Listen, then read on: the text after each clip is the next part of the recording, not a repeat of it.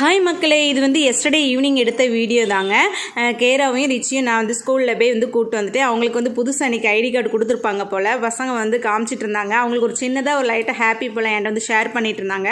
அடுத்து நெக்ஸ்ட் வந்து அவங்களுடைய லஞ்ச் பாக்ஸ்லாம் எடுத்து செக் பண்ண ஆரம்பிச்சிட்டேன். பிள்ளைங்களுக்கு லஞ்ச் பாக்ஸ் வச்சு விட்றது முக்கியம் இல்லைங்க, அவங்க சாப்பிட்டாங்களா சாப்பிடலையாங்கிறது செக் பண்ணணும்.